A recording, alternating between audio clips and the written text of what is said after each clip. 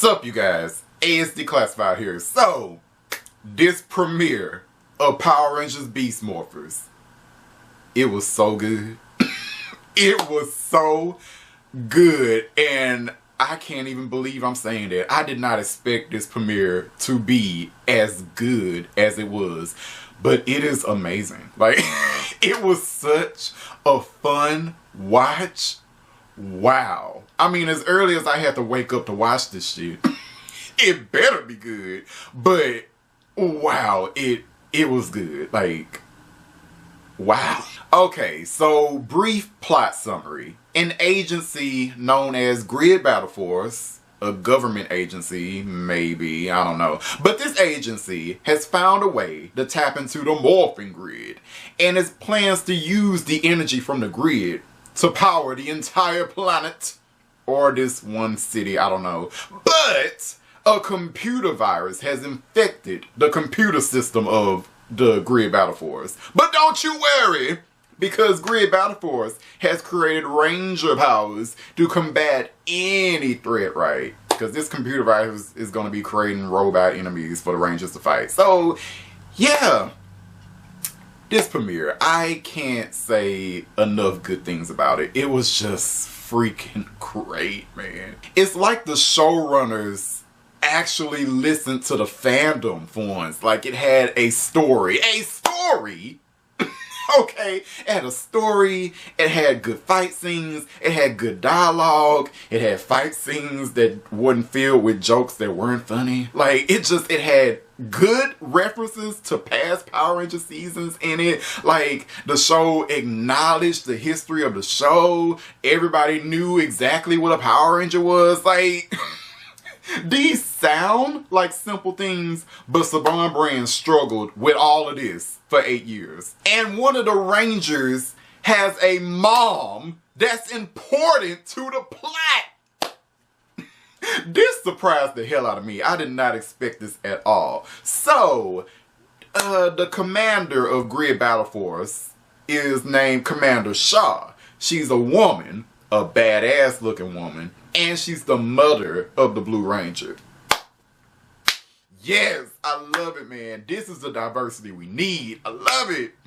Woo! So the Rangers themselves, I liked all the Rangers. All three of them I liked. So Devin, the Red Ranger, he seems like he's going to be a pretty cool character. You know, he's no pushover, as he showed when he had to give Blaze the ass whooping that he was asking for.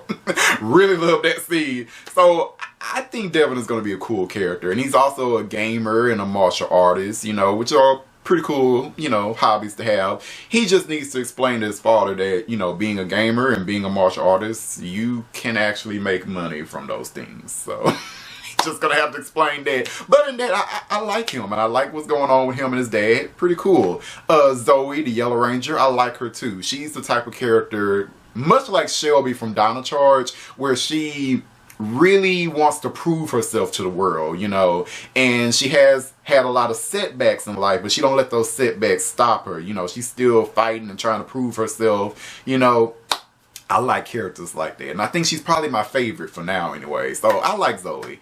Ravi, he's the Blue Ranger. From what little we got from him in this episode, I did like, and that connection between him and Roxy, oh boy.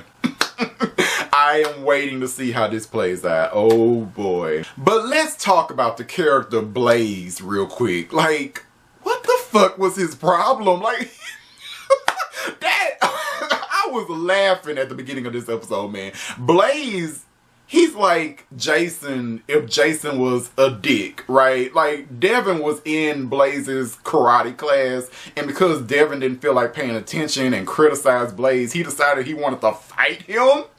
And then got his ass handed to him by Devin. Like, what the fuck, man? What? You're supposed to be the karate teacher and you're losing your temper like this? Are you serious? This is like if in the first episode, Jason decided to whoop Bulk's ass because Bulk called Jason's class geeky. Like, are you serious? Like, we did not sign up for some geeky karate class. Bitch!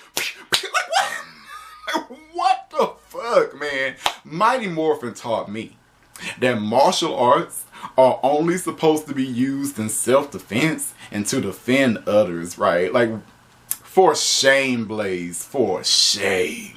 So I guess Grid Battle Force updated Zordon's rules for the Power Rangers. You know, never use your powers for personal gain, never escalate a battle unless forced, keep your identities a secret, and also, and this is important, never stick your dick into another teammate.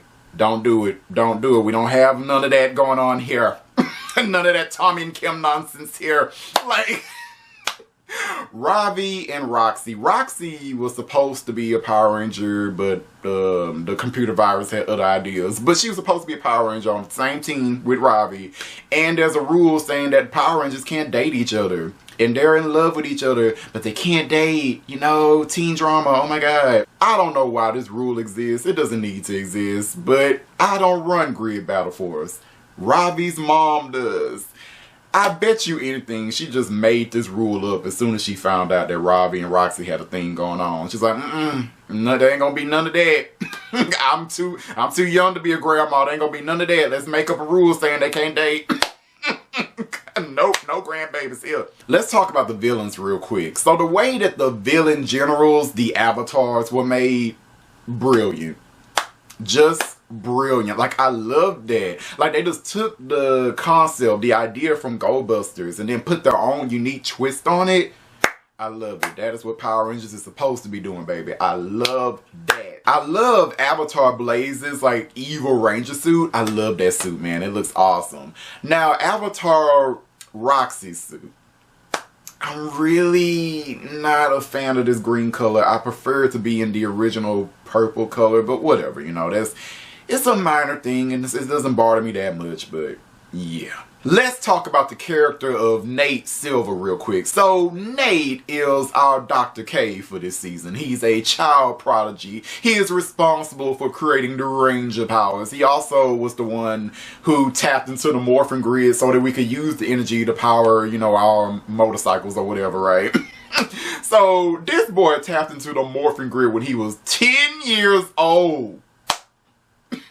Billy could never. Okay, 10 years old, he tapping into the morphing grid. This boy is crazy smart.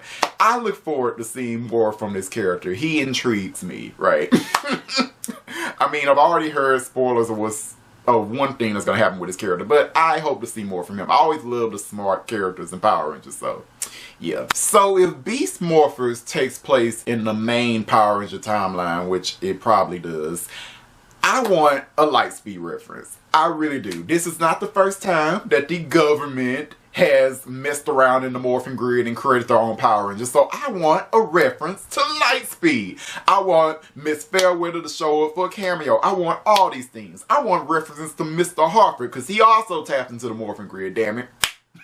I want my references, since we know you can do good references now.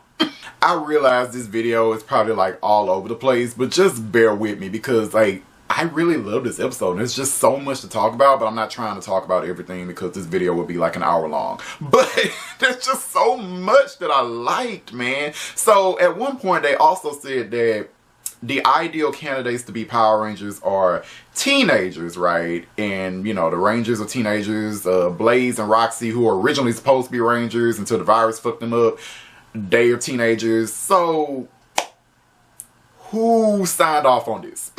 Since they're teenagers, your parents got to sign off on it. Now, Ravi's mom is the commander of Grid Battle Force, so obviously she signed off on it. But what about Blaze and Roxy's parents? You know, I hope this is touched on. You know, if they don't have parents, fine, but you got to mention it, right? And if they do have parents, well, I hope to see them because the real Blaze and Roxy are in a coma right now while evil Avatar copies of them are running around. So since the real ones are in comas, I want to see their parents or their loved ones show up for them or something like that. Like, just don't forget that.